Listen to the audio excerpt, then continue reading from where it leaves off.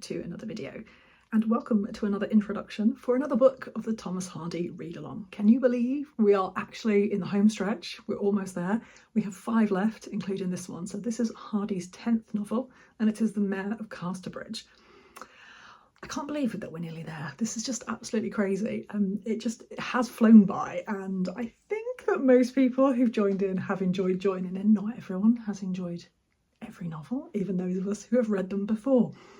But yeah, it's been really good fun. So this video is just an introductory video as usual, where I will just be whetting your appetite a little bit about the kind of book that you can look forward to with The Mayor of Casterbridge. So if you haven't joined in so far, you can join in with this one.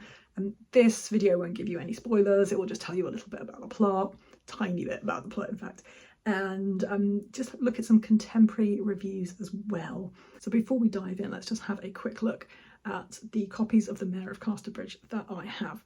I collect Thomas Hardy books, and I prefer ones that are a little bit crazy or a little bit unusual, or just something slightly different from what I normally see around. So I have 4 copies of The Mayor of Casterbridge, which I think is more than any other Hardy novel. I think of the 5 that we have left, 3 of them would end up in my top 3 Thomas Hardy novels.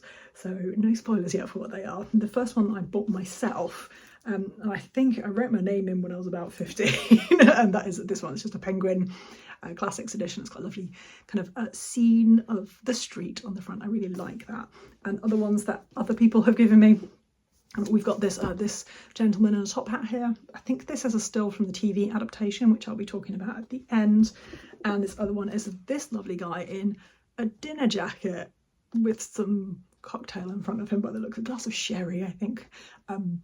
Very weird cover if you know this story, but my absolute favourite is always the Macmillan ones. I love these, and this is no exception. I just really like this cover. I think it really suits the story really well. It's got a kind of melancholy about it. So this novel, like all of Hardy's so far, was serialised. It was first serialised at the start, I think it was January 1886, and it was published finally as a novel in May 1886, and is considered by many people now to be a masterpiece, definitely one of Hardy's top masterpieces. At the time, not so much, and I find that really interesting when we look back at contemporary reviews, kind of how differently people responded to it at the time. So I've got some notes down here just to tell you a few things.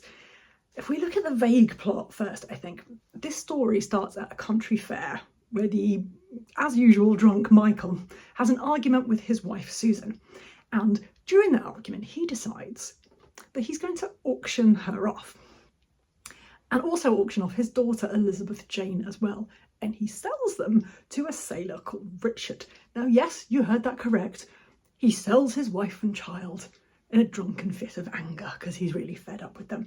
And actually when he sobers up the next day, he has a second heart, no, what's the phrase, he has a change of heart, second thoughts, decides, ooh, maybe I shouldn't have sold my wife. He's not sure whether, I can't remember if he thinks, oh surely it's not legally binding, but she definitely thinks it is, so she goes off to live with Richard because she's been purchased by him, so she thinks she has to. So Michael tries to find them, but he really struggles, he can't locate them, and because of that he vows to never ever drink again. And I'm going to stop there because I don't want to give too much of the plot away, and I think if I say anything else it will completely give it away. Now Hardy himself, when he'd written the book, thought that because it was being serialised he felt like he had to put too many dramatic moments or just cram too many dramatic events into every single weekly serialisation. And one of the things that lots of critics said at the time was there was just too much going on, and Hardy himself agreed. And I've never read it with that in mind, and I wonder if that will change the way that I think about it, because I'd never really considered the serialisation aspect of it. Although I know it was serialised, and like all of Hardy's novels, but when reading it I'd never really considered how an author is forced to change the way that they write for serialisation, and if maybe that will make me feel a little bit more lenient to some of the parts that I have problems with. And so some of the contemporary reviews, like I said, I just find these really interesting because I just think it's fascinating to see how times have changed and how people looked at things. And I think certainly when we get to some of Hardy's much later novels. I'm hoping that I'll be able to find some really interesting ones, because I think there's an interesting contrast there. But some of the reviews said, this book will not be as popular as The Trumpet-Major, nor does it deserve to be. Recounting as it does the tragedy, if it may be so called, of a self-willed instead of an unselfish hero. So I think a lot of people felt that no one would really like Michael, and that he was quite selfish, and that no one would feel empathy with him. I think I felt like that the first time I read it, but maybe not the second time. Maybe I had a little bit more sympathy. Another contemporary reviewer said, a disappointment, but if Mr. Hardy's narrative is not thrilling, his descriptive powers are as great as ever. So once again, people absolutely loving the way that he describes things, loving the scene setting, loving the way that he tells a story, if not necessarily the actual action and the plot that happens. In terms of adaptations, this cover that I had here shows the 1978, I think it was, TV adaptation on the BBC. I've not seen that, but I'm pretty sure there'll be lots of people who perhaps have seen this and can let us know in the comments what they thought of it.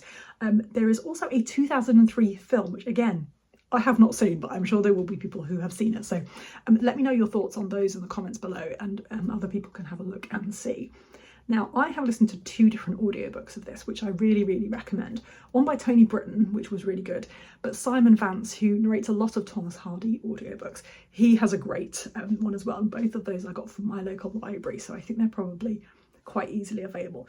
I'm pretty sure the Simon Vance one is a Naxos audio, which is a big distributor, so hopefully easy to get hold of. But again, let us know your thoughts in the comments of any particular audiobook editions that you are listening to this time. So the only thing left to do is to do the misery scale, which is just a scale to tell you or give you an indication or a suggestion maybe of how miserable this book is in comparison with Thomas Hardy's other novels. Not in comparison with like every miserable novel ever, but just Thomas Hardy. And this is really just for me a way of kind of, I think, counteracting during this read along that everyone thinks that all Thomas Hardy novels are miserable. That's not true. Some of them are slightly more lighthearted, some of them are miserable, but in comparison, less miserable. His books are still quite miserable. This is another difficult one, I think. I think personally, this is somewhere between like maybe a 3 or a 4 on the misery scale. This is out of 5, of course, but I don't know where I would put this. I find it quite difficult. I think some moments are quite miserable. I mean, the man sells his wife. It's pretty miserable. Some moments have a lightness to them, normally to do with the way that Thomas Hardy is describing things. But if you read it, I'd love to know what you think. So I'm just aware of what books we've got coming up in the next few months. And compared to them, maybe a 3, I don't know, 3.75, let's say. So I would love to know if you have already read The Mayor of Casterbridge, what you thought of it. If you're going to be reading along with us, do let me know all of your thoughts in the comments below. And until next time, thank you so much for watching.